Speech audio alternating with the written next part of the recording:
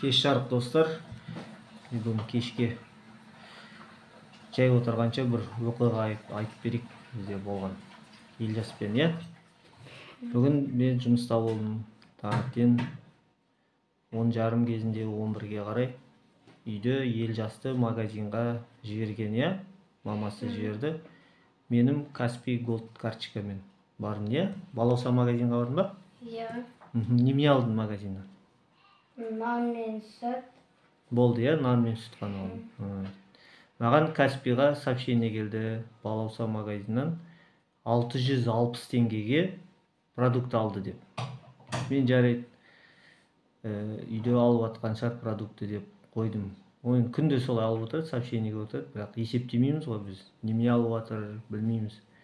Үйге келдім, сұрадым, таңертең 11 кезінде неме алдыңдар дедім, иә, магазиннен. Сүт пен нан 660 теңге тұрмайды. Мен білем, магазинда сүт 400 теңге тұрады, нан 160 теңге тұрады. Бүгінгі күнде бізде солай баға Астанада. Родина сүт алды бір 3,2% и нан 160 теңге. Сосын кешке мен жұмыстан келгеннен кейін бардық магазинға. Мен ойладым, бұл тағы бірдеме қосып алған шығар. Там чупа-чупс, шоколадка бірдеме тағы қосып жеген шығар деп. Елжаспен бірге бардық, иә, жапырақта бардық магазинға.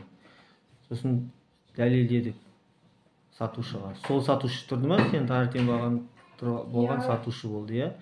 Сосын сұрадық, сүт қанша тұрады дедік. Ол 400 деді, иә. 400. Нан қанша тұрады? 160 теңге тұрады. Сонда 560 теңге болу керек. Да, дұрыс па? Ал ол 660 теңге маған сообщение келіп тұр, алды деп. Жарайды, ол қателескен шығармын деп жай нете салды. Мен айттым, давай онда ұрыспай қойып, мен 100 теңге, сіз артық жеңіз. Ол бірінші рет емес, ол магазинде алып тұрған, потому что білеміз. Сосын ол камераны айналдырайық деді артқа. Жарайды, қараңыз камераны. Баланы, может, мен бала бірдеме алды ма деп қосып тұрып, ойлап тұрмын ғой. Сосын камераны айналдырдық, қарадық уақытын.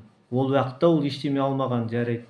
Оның камераның, оказывается, несі минуты 5 минут артта екен. Оның камераның уақыты, ана түсірген, ода соткада көрсетіп тұр, онлайн бұлар түсіріп тұрады ғой.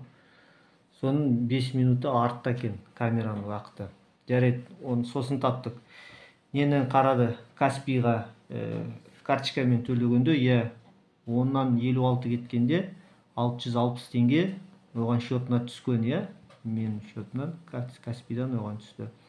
Сосын камераны айналдырып күттік, одандай тез айналдыратын жоқ, бір уақытқа қоясың, сол кезден бастап неттік. Сосын 10:50-ге қойдық уақытты да, 10:49-дан бастадық па, сол кезде бастадық, келдік, айналдырды, қарады, Елжас кірді магазинға, келді, нан мен сүт қана алды.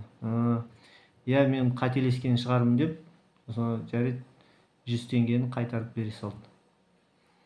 Сонда магазинші, сатушы бір кешірім де сұраған жоқ. И мен қателескен шығармын деді, бере салды, болды.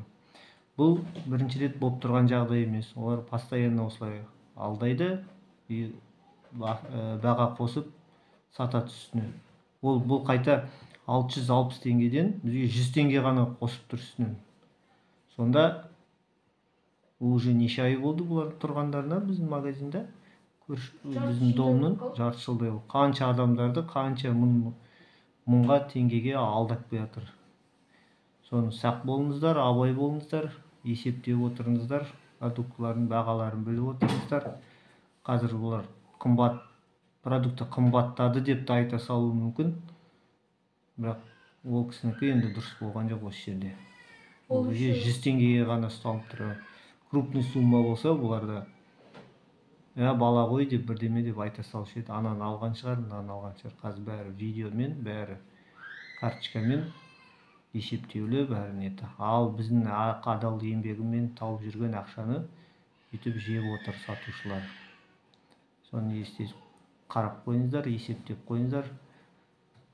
Контрольда ұстап отырсаңыздар жақсы болады. Сол айтам, еліміз аман, жұртымыз тыныш болсын.